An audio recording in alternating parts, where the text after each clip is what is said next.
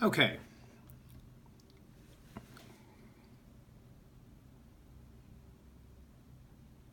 There's definitely been.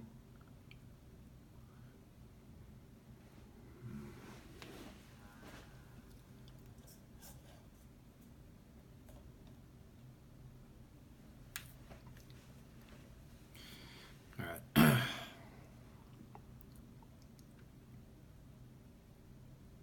Hmm.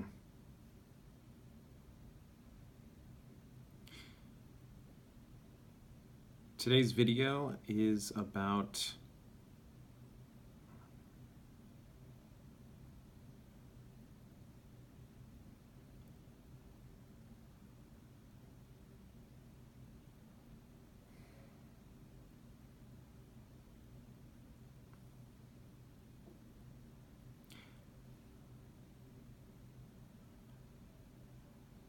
so I'm in this program and we have these things we call distinctions.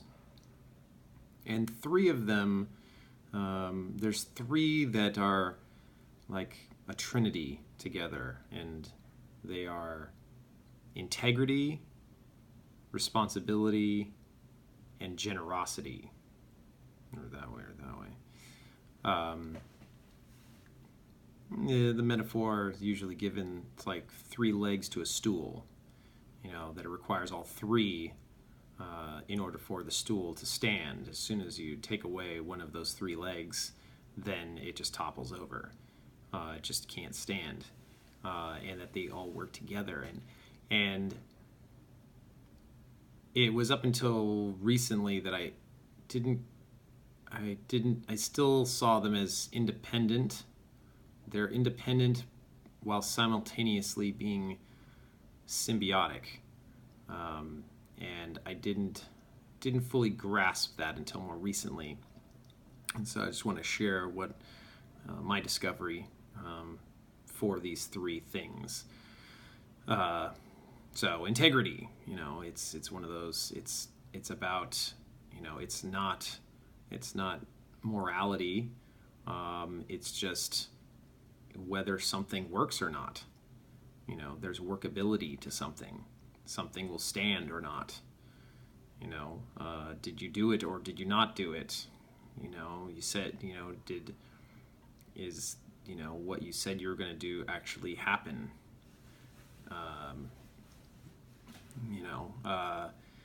And, so integrity expands everywhere from like, oh, I'm out of integrity because I promised someone I would get something done and I didn't get it done, to,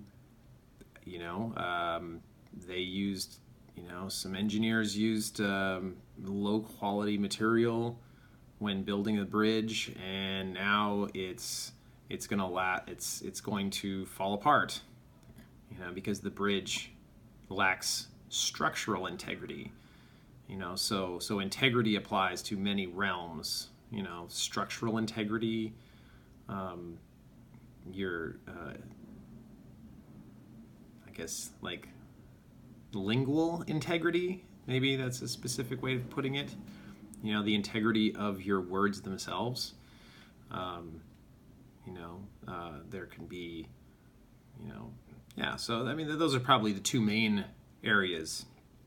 What you say you're going to do, things that are spoken that end up not happening as said, and then things that are built, constructed, things that have a physicality in reality, and something about them is out of integrity. Either, it's designed poorly, or the other thing is that they can be designed incorrectly for the use. They lack integrity for the use. One person put it as a car with one square tire would lack integrity of design, because a car with a square tire won't roll. So that square tire will cause the car to no longer serve its purpose of transportation, because it can't actually move with a square tire. It needs round tires. all 4 round tires. And it doesn't matter that most of the tires are round, they all have to be round. In the same way that a lot of, and a lot of people and myself, I guess I can only really speak for myself, where I do most of something correctly and then do a portion of it against what needs to be done, but then there's still the experience of, well, I did most of it right, but there's many instances in life that it doesn't actually work until all of it's done correctly. Doing 90% of the way is still incomplete. It's still not actually going to work. So you put in a lot of effort and energy to get up to the 90% complete line, and if you stop there, it doesn't matter. It's like running in a race, running a marathon. You spend all this time and effort training, and then you actually get into the race, and you're running a half marathon, 26 miles, and you run 25 miles, and you stop that very last mile. You already put in a lot of work. You already ran practically the entire race, but it's not in integrity, because now what was the point? I mean, you put all that effort in, and now you stopped just short of the finish line, and now you're out of integrity, and then you miss that. The problem with things like that in integrity is that many times all of that work you put in, you got some gains, but now you're going to have to backtrack, and now you're going to have to run the whole race all over again. And maybe you don't have to train as hard as you did the first time, but now you have to run a whole new race in order to have it complete. So it's very time consuming to be incomplete, to have things go out of integrity and then have to clean them up and then have to go back and then fix them.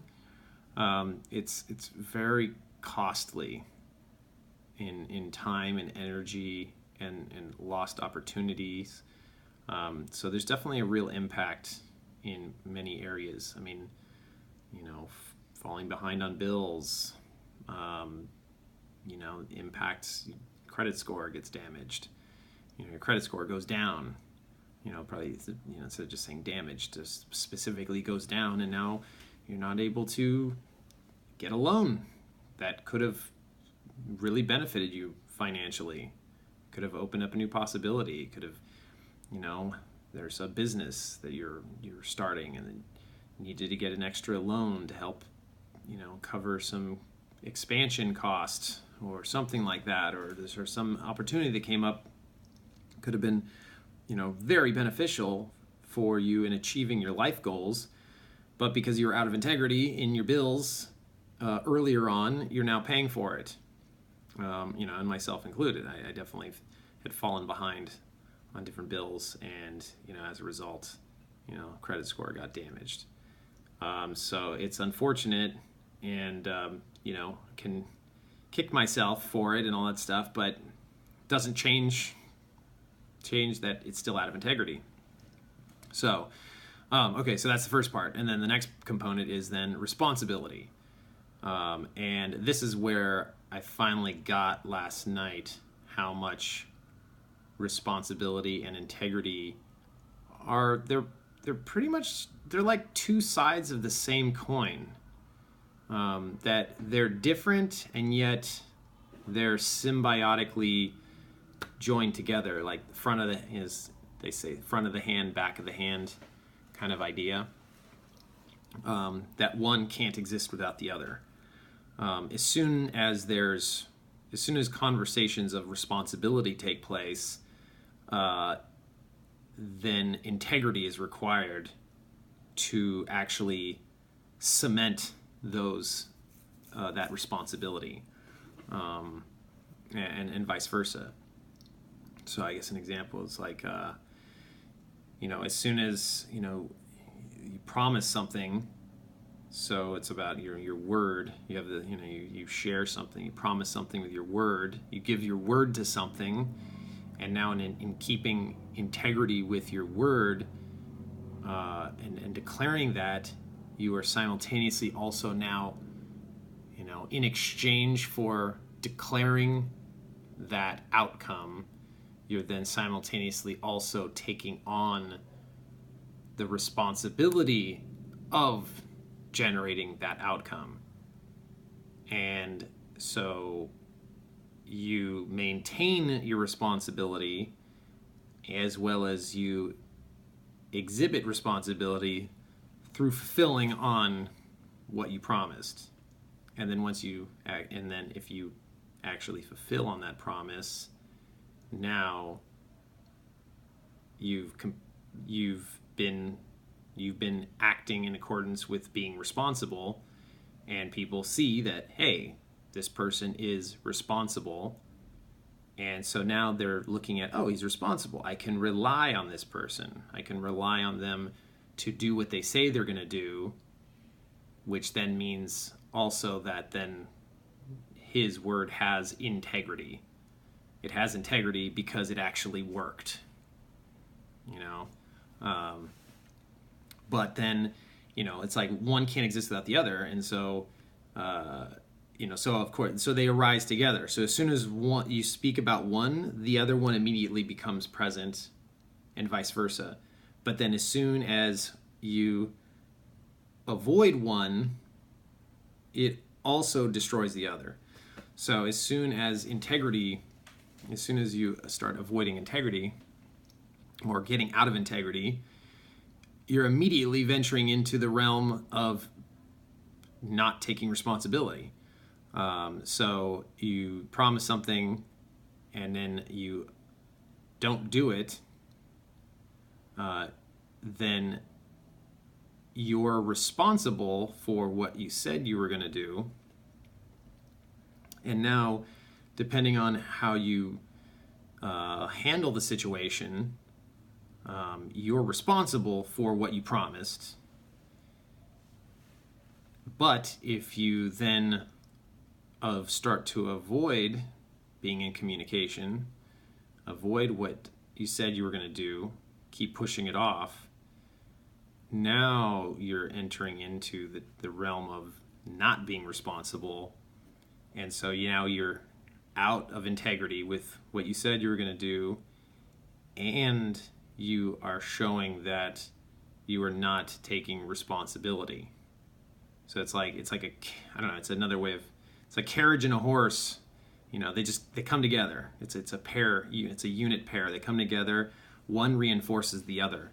But then it's like a spiral, an upwarding. You could be an upward building spiral or a downward spiral. The more that you stop having integrity with what you're saying you're going to do, then back to the example of, like, say, a bridge or something. The more that there's structural integrity problems happening, that the thing is out of integrity, there's problems with it, and those problems, then people are then ignoring those problems. They're simultaneously also not taking responsibility for those problems. And if those problems get really bad, get really, and not morality bad, but significantly bad, things start cracking, bridge starts, things start to fall apart from the bridge, it's imminently going to fall down. That's where the sooner someone takes responsibility for it and jumps in there and starts taking action, the sooner that they can start to shore up and do something about that lack of integrity and to restore the integrity. But it first requires taking responsibility for the situation, for what's happening. So take responsibility and say, oh, I'm taking responsibility for this. I'm going to take action and immediately come up with a plan to save this bridge, to restore integrity, to do whatever is necessary to get this thing back in integrity. And the same goes with, your word. Things fall apart. You didn't do what you say you're going to do. Declare, as we use the term, declaring a breakdown. In this case, it's very metaphorical. Like in the case of the bridge, you declare that the thing is about to fall down. The thing is falling down. And then so you take responsibility and then work to make a new promise to restore the integrity of the bridge, of whatever you said you were going to do.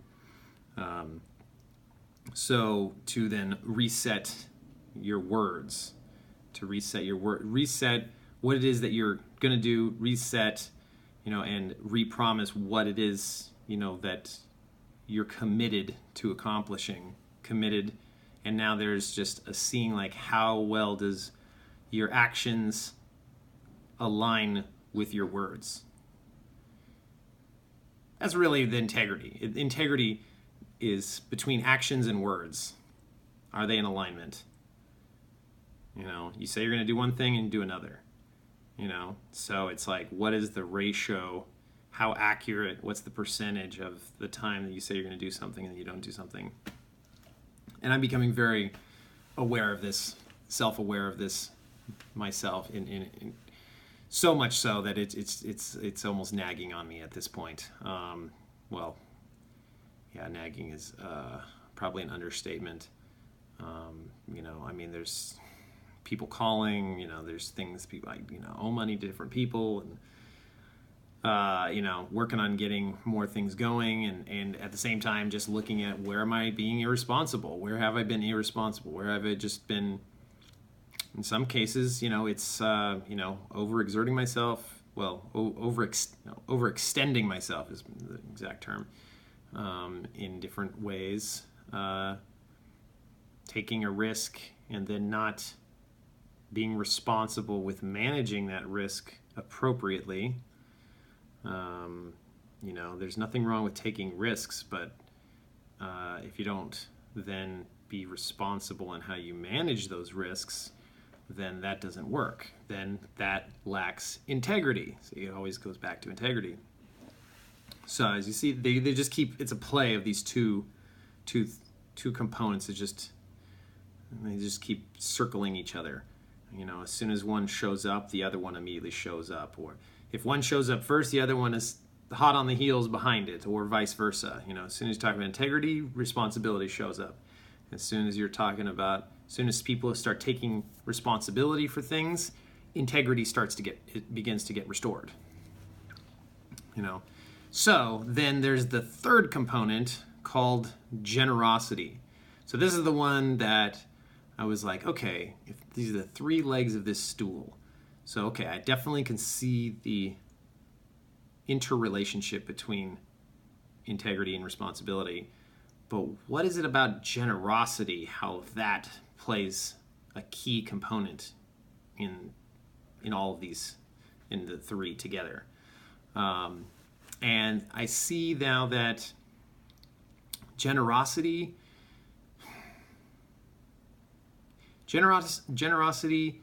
it's like the grease that gets things unstuck. It's a thing that gets things moving again, because what often is the case, prior to responsibility being taken, or prior to integrity that was out, and then that integrity gets restored, prior to either of those states is typically a state of inaction and stuckness, stubbornness, unwilling to budge, avoidance, being avoidant, controlling, manipulating, being in these different ways of being human, as a way to avoid taking responsibility, as a way to avoid having to do the work it takes to restore integrity. Because it does take work, and it's confrontational. Integrity, restoring integrity comes in all forms. It comes in the form of, the work of having conversations that you don't want to have. Having conversations where you're going to feel very uncomfortable, and really hearing out the impact that made on another person's life. So there's those emotional, that emotional work, taking those emotional, the emotional risks. There's a bit of an experience of taking an emotional risk when you're having to then have those confrontational conversations and having to take responsibility. And then, of course, then there's the other half of it, which is then doing the actual uncomfortable work of facing those things that are out of order in your life, those things that are out of integrity, those things that you've been avoiding taking responsibility over. And as a result of avoiding taking responsibility, they have eroded, and they have gone from possibly previously having integrity to they have been neglected to a degree that they've completely fallen apart, and they're not going away, and they need to be dealt with.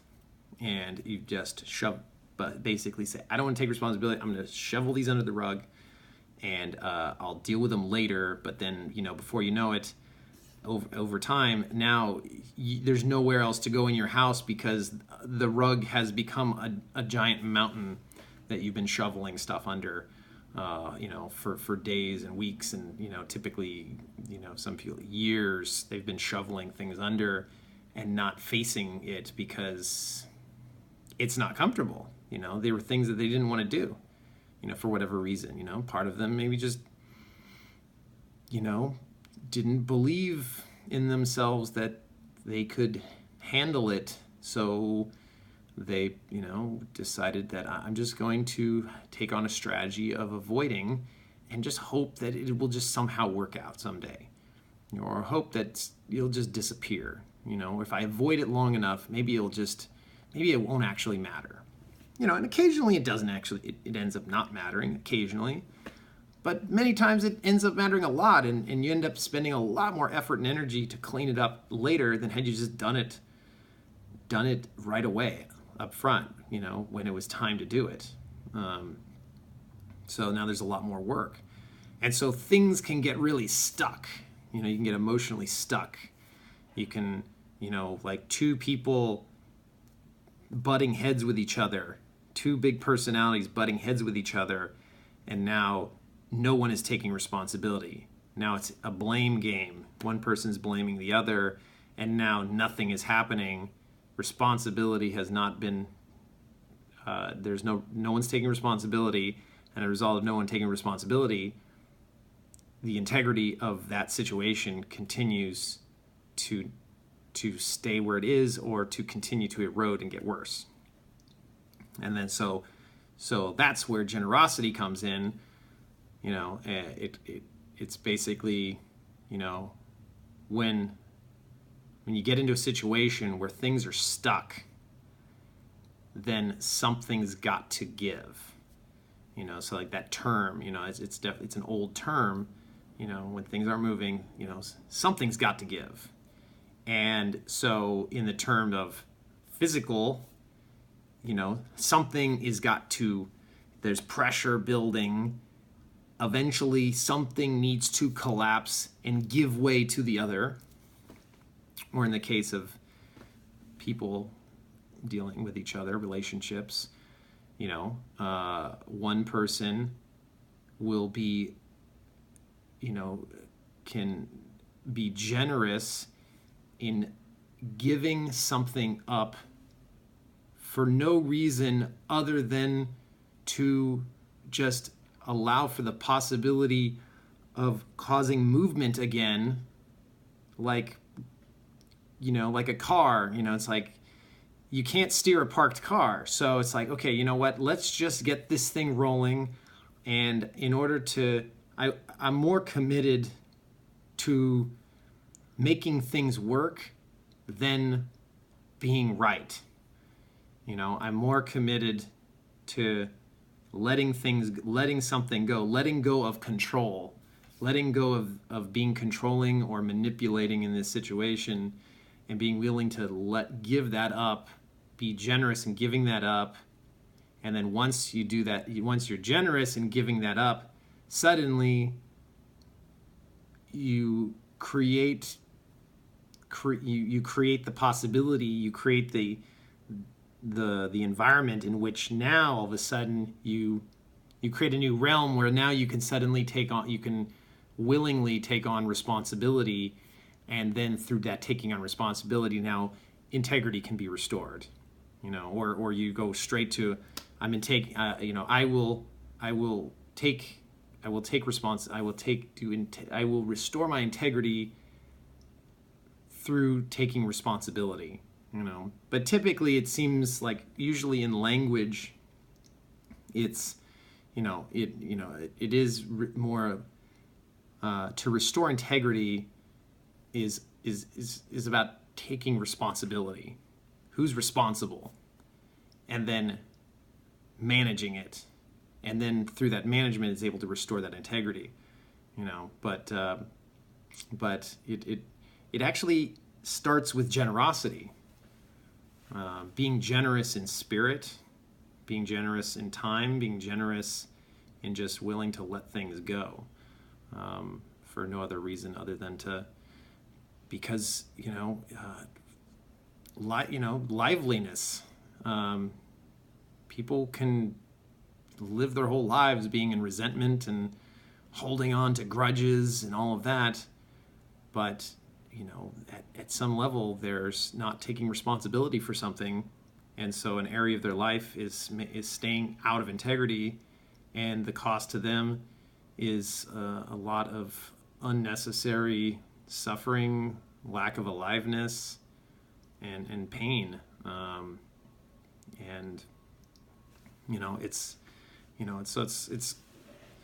unfortunate. It's very tragic. So one of the exercises that I'm taking on as part of this thought process that I've shared with you is to create an inventory list of all the individual, specific, measurable, items that are out of integrity in my life. The areas of, just things that are in my mind, things that are just weighing on me emotionally, and things that are like more in the spiritual realm of, of like purpose, fulfillment,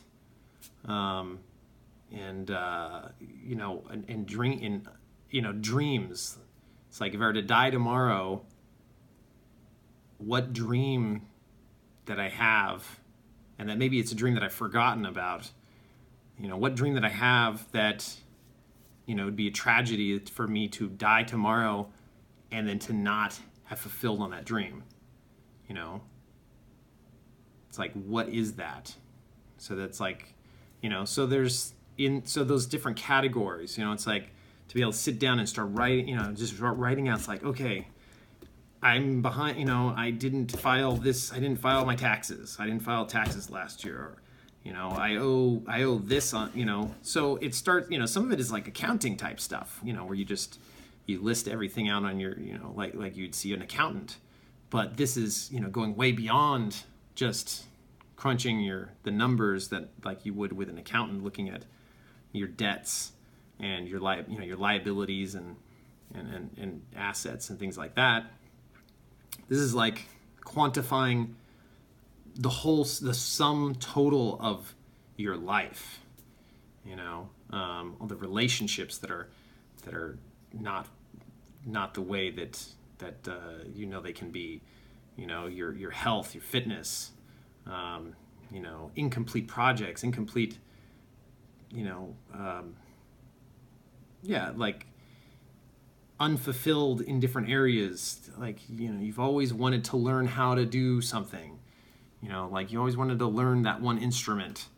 You're out of integrity with it.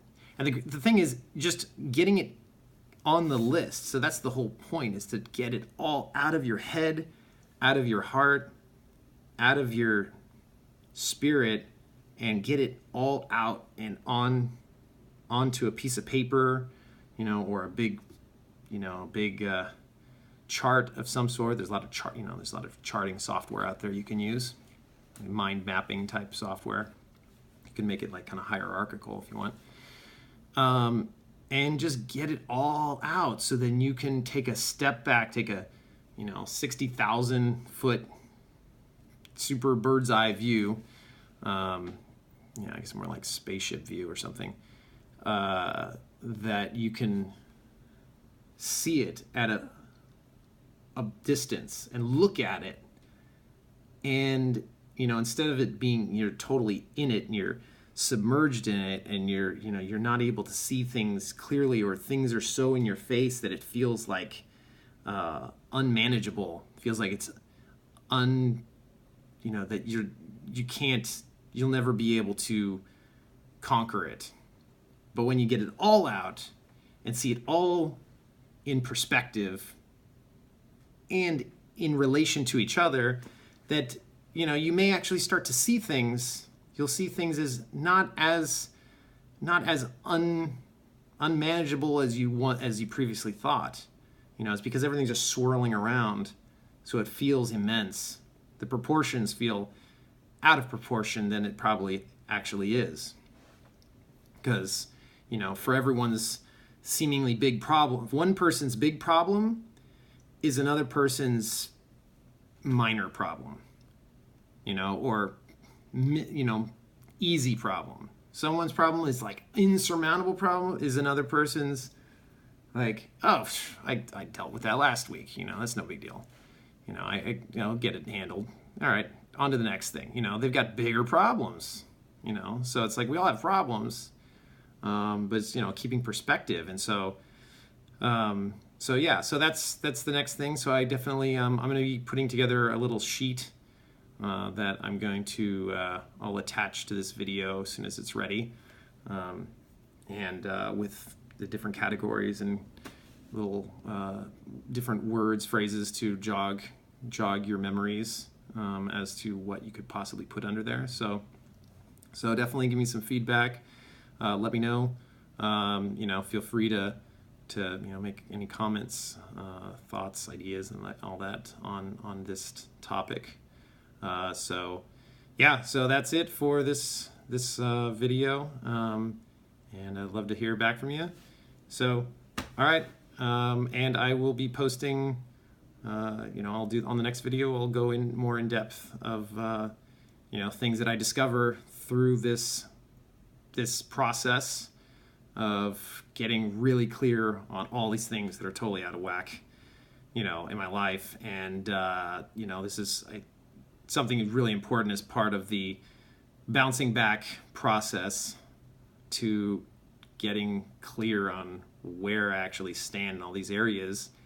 And you may discover that certain things, that once you put it all out and you get it all in perspective, you go, you know what, that used to be important to me, that used to be like a really important dream for me, but I've changed, and I'm not the same person anymore.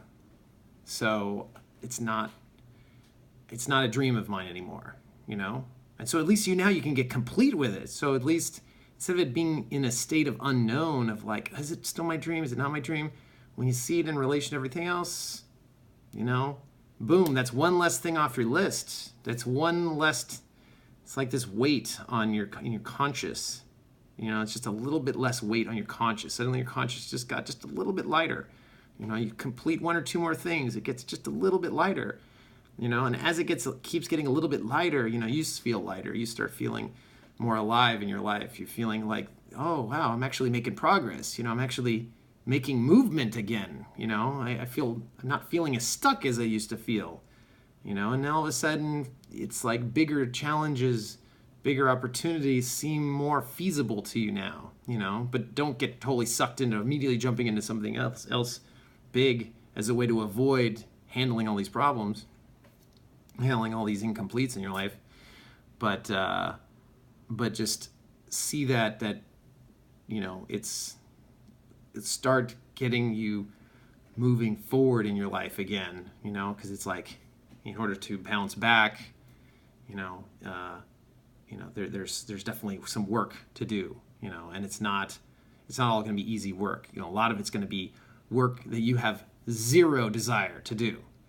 But once you discover that, hey, when I get some of these things that I have zero desire to do, I actually tackle them, it frees up so much emotional and mental energy that you start associating there's a real positive benefit and positive payoff to getting these things complete, as much as they completely suck in the moment to actually work on them. Because you're like, the feeling of relief that you'll experience, like paying off a bunch of debt. You're just like, oh, it's like it's like invisible shackles just fell off you, and then suddenly you'll be so much more present and alive, and for all your other relationships and other projects and dreams and everything you're working on everywhere else in your life. So that's my plan, and so I invite you to take that on as well. So all right, it's been great, and I'll see you in the next video.